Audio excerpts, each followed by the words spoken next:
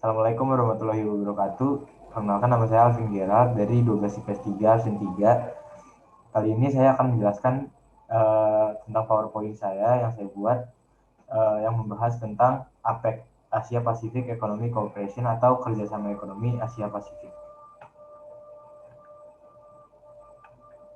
Jadi APEC itu merupakan singkatan dari Asia Pacific Economic Cooperation atau bahasa Indonesia itu Kerjasama Ekonomi Asia Pasifik.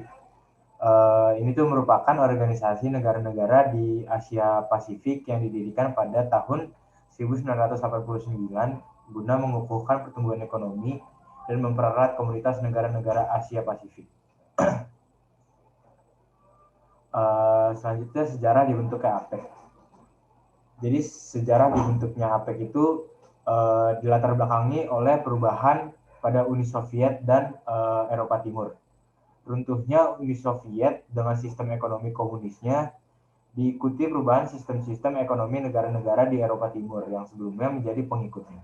Sistem ekonomi komunis yang tertutup secara bertahap berubah menjadi sistem ekonomi liberal yang bebas. Sehingga muncullah kesadaran bahwa pada dasarnya setiap negara saling membutuhkan.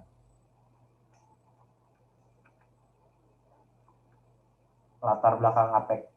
Yang pertama, perubahan pada Uni Soviet dan Eropa Timur. Ini kayak yang tadi disebutkan, jadi perubahan itu maksudnya perubahan pada sistem ekonominya yang tadinya komunis gitu tertutup, terus lama-lama berubah menjadi sistem ekonomi yang liberal. Diselenggarakan putaran Uruguay. Jadi putaran Uruguay ini tuh adalah perundingan negara-negara anggota GATT atau General Agreement of Trade and Tariff yang diadakan pada tahun 1986 di Punta del Este, Uruguay. Ini tuh menjadi latar belakang dibentuknya APEC karena adanya kekhawatiran atasnya gagalnya perundingan ini atau putaran Uruguay sehingga mereka membentuk sebuah kerjasama ekonomi atau yang dikenal dengan APEC. Terus ketakutan akan Jepang yang akan mendominasi perekonomian di Asia Pasifik.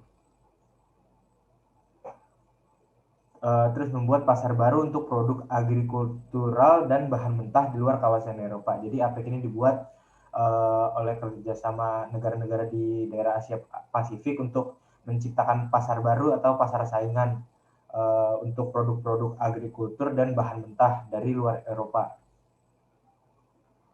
Sebagai tanggapan terhadap pertumbuhan interdependensi ekonomi negara-negara Asia Pasifik dan melahirkan blok perdagangan di dunia bagian lain. Ini maksudnya interdependensi ekonomi negara-negara Asia Pasifik itu ketergantungan negara-negara di daerah kawasan Asia Pasifik untuk bekerja sama di bidang ekonomi gitu. Sehingga melahirkan blok perdagangan atau kerjasama ekonomi di dunia bagian lain, maksudnya di luar Eropa gitu.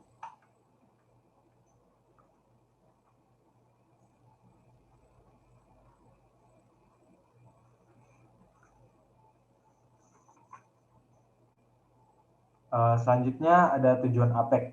Secara umum tujuan APEC itu untuk memperjuangkan kepentingan ekonomi negara-negara anggota di kawasan tersebut.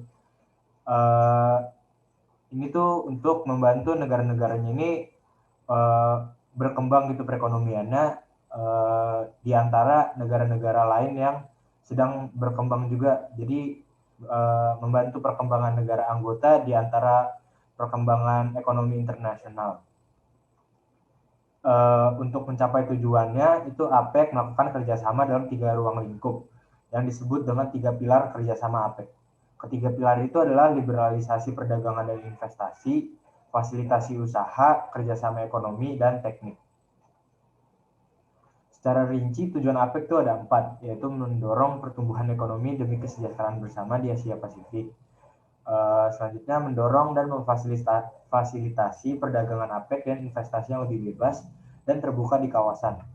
Selain itu, meningkatkan kerjasama pengembangan kapasitas ekonomi anggota dengan target 2010 untuk ekonomi negara maju dan 2020 untuk ekonomi negara berkembang.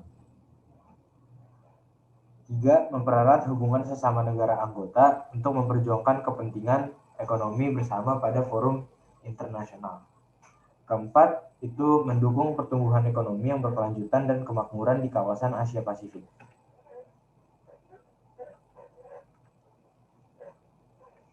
Jadi APEC ini gagasan pertamanya tuh secara terbuka disampaikan oleh Perdana Menteri Australia, yaitu Bob Hawke. Pada awalnya tuh APEC negara-negara pendirinya tuh cuma ada 12, yaitu negara-negara Asia Pasifik.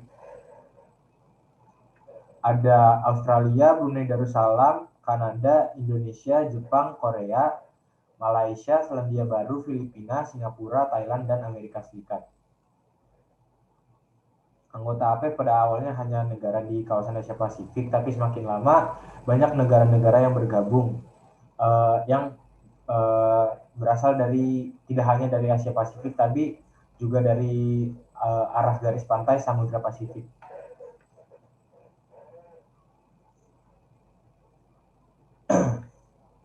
Empat prinsip kerjasama APEC. Yang pertama, prinsip konsensus. Konsensus ini berarti bahwa semua keputusan di APEC harus disepakati oleh dan bermanfaat bagi seluruh anggota kerjasama ekonomi. Selanjutnya ada prinsip voluntary and non-binding. Voluntary and non-binding berarti semua kesepakatan dalam forum APEC dilakukan secara sukarela dan tidak mengikat. Selanjutnya ada prinsip concentrated unilateralisme. Unilateralisme itu berarti pelaksanaan keputusan dilakukan secara bersama-sama sesuai dengan kemampuan tiap ekonomi tanpa adanya syarat resiprositas. Terakhir ada prinsip differentiated time frame, yaitu bahwa setiap ekonomi maju diharapkan melakukan liberalisasi terlebih dahulu. Sekarang ada prinsip APEC. Yang bedanya dengan yang tadi adalah prinsip kerjasama APEC, kalau ini adalah prinsip APEC. Ini prinsip APEC yang pertama adalah menyeluruh atau comprehensiveness. Artinya itu mencakup semua hambatan terhadap sistem perdagangan dan investasi yang bebas dan terbuka. Kedua, ada konsisten WTO atau WTO konsistensi. Ini adalah langkah liberalisasi dan fasilitasi konsisten dengan WTO. Tiga, ada kesebandingan atau comparability. Ini mewujudkan kesebandingan langkah liberalisasi dan fasilitasi yang ditempuh oleh anggota. Keempat, tidak memihak atau non-discrimination. Tidak memihak atau non-discrimination itu hasil liberalisasi dan fasilitasi dinikmati oleh anggota maupun non-anggota APEC. 5. Transparan atau transparansi. Itu menjamin transparansi peraturan agar terwujud iklim usaha yang pasti. 6. Standstill, artinya menahan untuk tidak menerapkan kebijakan yang menambah tingkat proteksi. 7. Ada simultaneous start, continuous process, and differentiated timetable. Artinya proses liberalisasi dan fasilitasi dimulai segera, berkesinambungan, dan tetap memperhatikan tingkat pembangunan masing-masing anggota. 8. Ada fleksibel atau flexibility, yang berarti dimungkinkan untuk menghadapi isu yang muncul dari perbedaan tingkat pembangunan masing-masing negara anggota. Terakhir ada kerjasama atau cooperation, yang berarti kerjasama ekonomi dan teknik yang mendukung liberalisasi dan fasilitasi akan ditempuh secara aktif. Selanjutnya, peran Indonesia dalam APEC atau kerjasama ekonomi Asia Pasifik.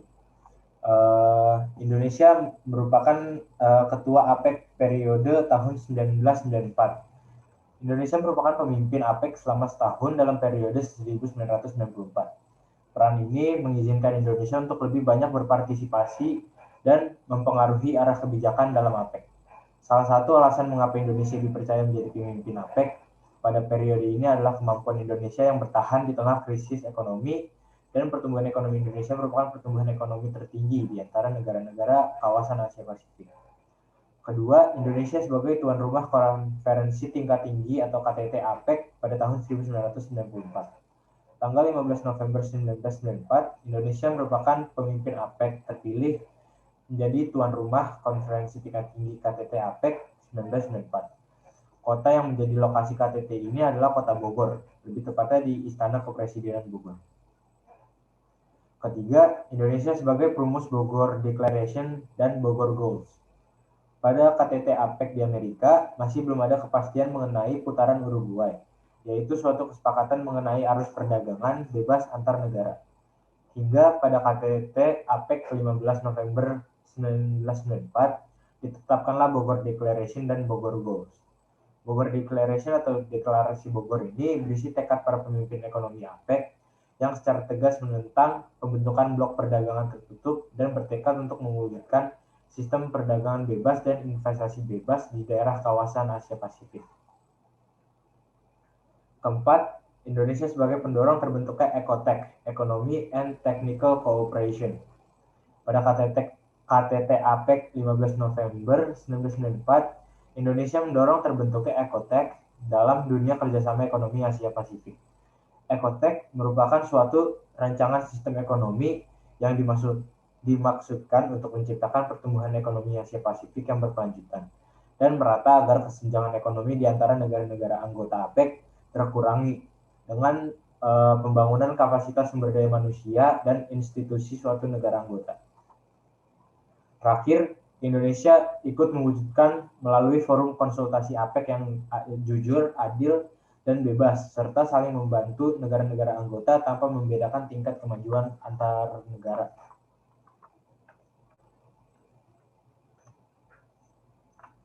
Selanjutnya adalah eksistensi APEC. Yang pertama, mendorong perekonomian negara-negara anggota. Misalnya, APEC itu mendorong perekonomian salah satu anggotanya, misalnya Indonesia.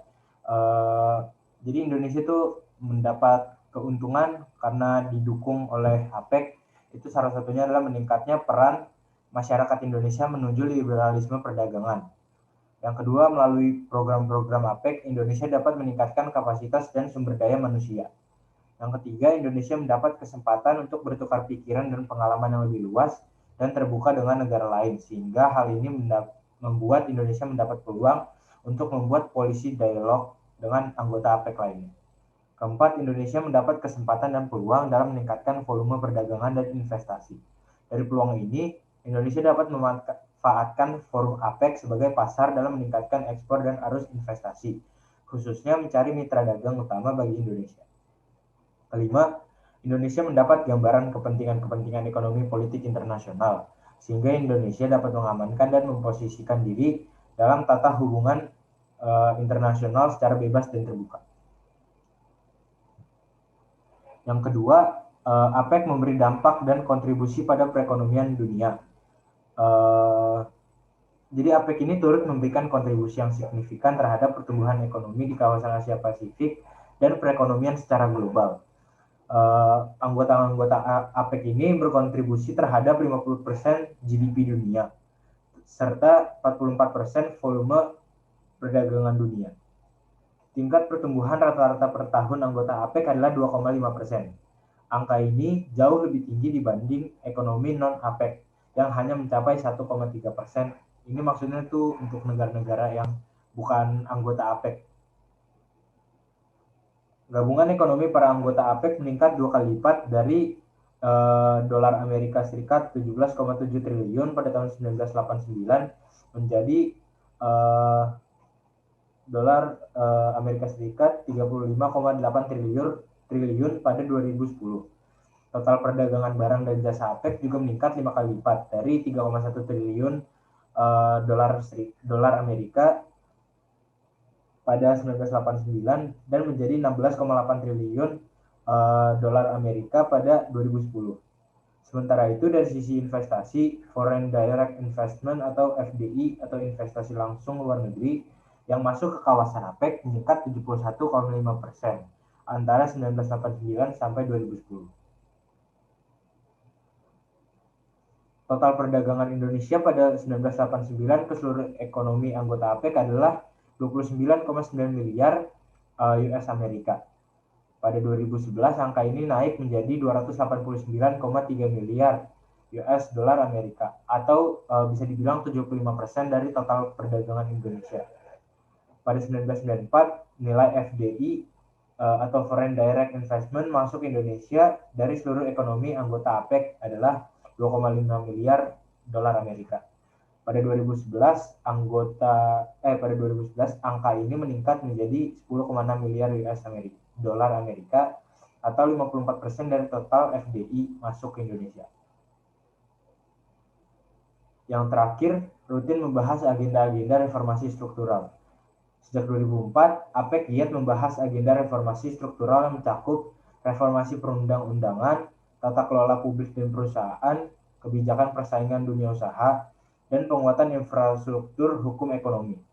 Bagi Indonesia, potensi dan peluang kerjasama ekonomi di APEC tersebut dapat dimanfaatkan untuk pengembangan kapasitas ekonomi, daya saing, inovasi Indonesia, serta mendorong terbukanya pasar di Asia Pasifik.